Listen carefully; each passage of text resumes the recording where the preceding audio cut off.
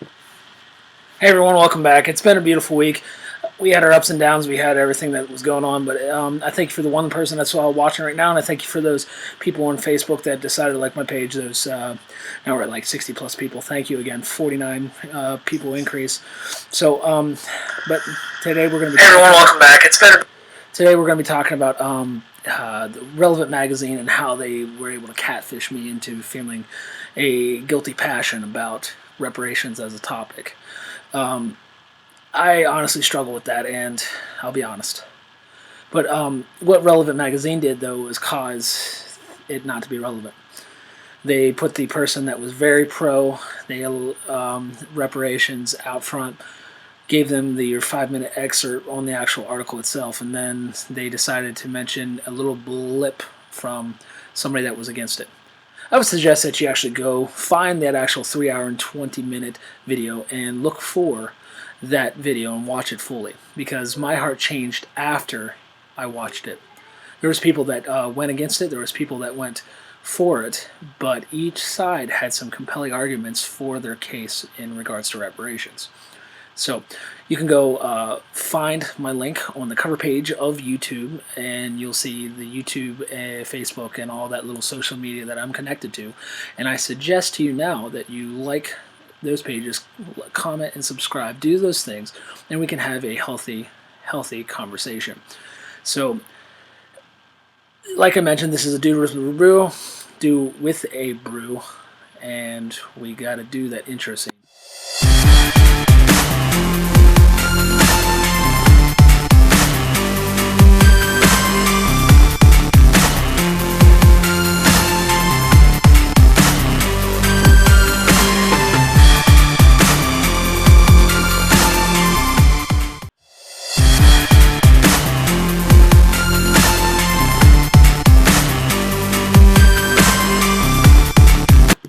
Yep, that's a little interesting that I created. It's not that good, but hey, it's what I have. A little simple animation program, and we were able to go forward with that.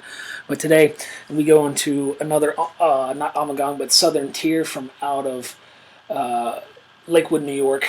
Some great beer companies come out of New York. This is their 2X IPA. Let's bring this up a little bit closer so you can see it. Oh, there we go, 2X IPA. This bottle's been sweating. It's been out a little bit, but it's a double IPA. And their appeal is always good for Southern Tier. Like I mentioned in the past beer review that I did with their 2 times milk stout, they have great beers to offer. They even have 2 beers that are reminiscent, or they remind me of Girl Scout cookies. They're thick mint and some Mo of this. So this double IPA, we'll go to their website and see what they have to offer. But overall appeal so far, it doesn't really, come out and grab your attention, but hey, I don't think Southern Tier has to come out and grab your attention. But let's rate the appeal. I give it a 7 out of 10. Let us pop this beer open and see what we have. But first, let us go to that website and then just make it a little bit simple. We'll do a little bit of display capture, and we'll type into the actual article because I was sitting there doing a little bit of research. And we'll go to Southern Tier and then find our little website on Google, stbcbeer.com. We'll hit their beer. Remember that we always click I am 21. If you're not 21, I would prefer that you wait till you are so that you are abiding by the laws. But hey, you know how kids are. We all did stupid things. But like I said, a little bit of moderation, a little bit of forbearance, a little bit of meekness doesn't hurt anybody in this world. So let's see. Let's go down here. We got our double IPA. We're going to click on that little right there. Kind of reminds me of their website of the old Windows Phone and their tile that they had, tile concept for their apps. You can read the information right there for yourself, but you can see that they've been brewing it since 2010. And then they made it into a world-class double IPA by increasing the Simcoe dry hop by 150%. This is an ale that doubles your expectation. 8.2 ABV. You can find it available in 12-ounce bottles, 6-packs, 12-ounce bottles, 12-packs, 12-ounce, it looks like cans in the 12-pack, and then you can find it on the draft. Brewer's Notes, you can click and read that for yourself. They always give you a nice breakdown of the beer. and let us expect a deep cold. Let us citrus, floral hops, and a little bit piney. Our flavor, let us look for grapefruit, bitter lemon, and a bit of doughy sweetness.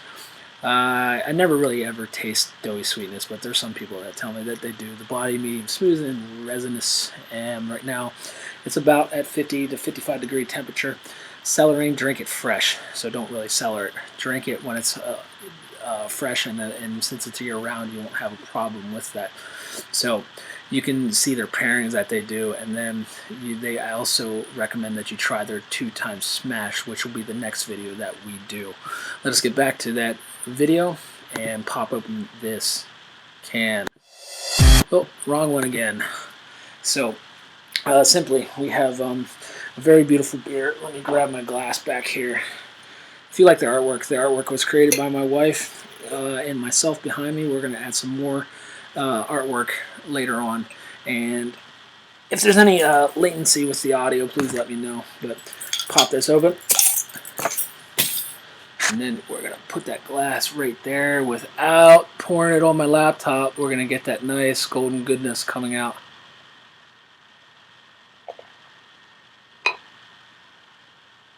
Give a little bit of head on that beer. Look at that clear beer. Carbonation looks good. You can smell the citrus. Definitely the grapefruit. So, essentially, it's probably one of my favorite companies out of Pennsylvania and New York. And that little good brew aroma, the next rating that we have, oh man, it's so pleasant and pleasing. Will I say it's the best double IPA that I had? I don't know yet. But the aroma is just really, really, really, really appealing. It just hits your nostrils. I wouldn't say it's like a effervescent feeling when you do like a medicine that's meant to open up your airways, but it just tastes really good. Or smells really good, excuse me. So I'm going to give that an 8 out of 10. We're so far at a 15 out of 20. Let's go in for that beautiful taste. Just one last look before I indulge. So a little bit of condensation on there because of the temperature of the room that I'm currently in.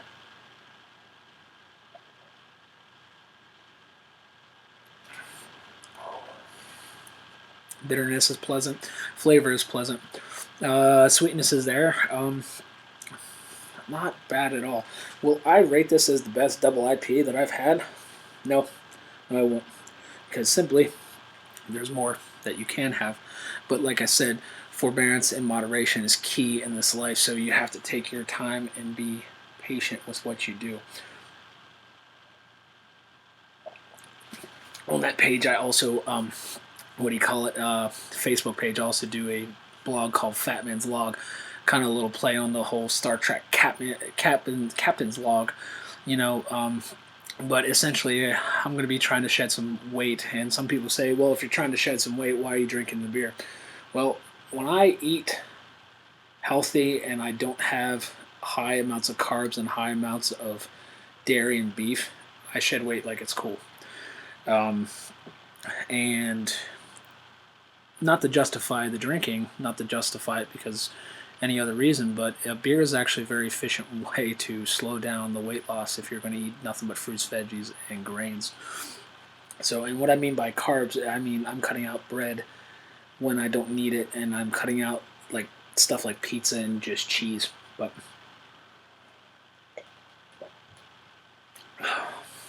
overall taste, just pleasant.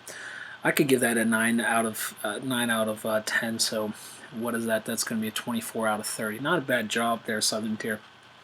So, but before I go any further, keep in mind that Southern Tier and any of the beer companies that I review do not hold my opinions. Okay, I am not aligned with them in any way.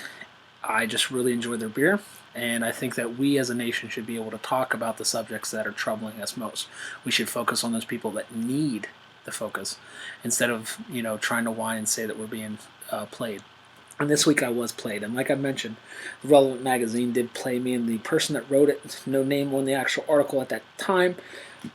It's a 2-minute read, and I don't know if they'll ever put the name on the article, but They did their job about snagging me in and making me feel a passion that I do not ever want to feel against my fellow man again. The discussion, this 3 hour and 20-minute discussion that the Congress had, I always switch it back and forth, but you'll be able to find it. The one where I watched it was on ABC's YouTube channel, and you could also probably find it on C-SPAN if you have cable and C-SPAN. But they had witnesses come from all walks of life. They had black people, they had white people, they had black people that agreed with reparations, they had black people that disagreed with reparations. The white people, very intelligent and articulate, explained why reparations were good. The black people did the same. And we should never, ever sit there and try to divide us because of race, okay? If a race has been, hindered because of things that are injustices in the past, if we can make it right, we have a duty to do so. But if it won't actually change anything, we have to question in an intelligent manner with the people of those groups that we should do the right thing. So essentially, that whole 3 hours and 20 minutes was a whole ploy. Not even a ploy. Let's not use ploy because that's what somebody would do if they're, being a little bit criminal about their stuff. But it was a whole meeting centered around a resolution called HR 40, okay? A resolution that must happen because we've already spent millions and billions of dollars to investigate this person and that person, and we all know who I'm talking about right now, and I don't care what political opinions you have, but if we can spend millions of dollars to do that, we can spend millions of dollars to investigate whether or not reparations would be good for the black people and the people that were oppressed in our country because of slavery and the injustices before, okay? If it will help, why not do it? But if they come down to the recommendation not to do it, then we have to, as a nation, accept what they say. I myself, just like the healthcare thing, I don't understand how they're going to pay for all of this because revenue is brought in when people have the ability to make a profit and have the ability to bring the revenue in. And if we're charging people for stuff that they didn't really technically do, but their ancestors did, there's a little bit of unfairness.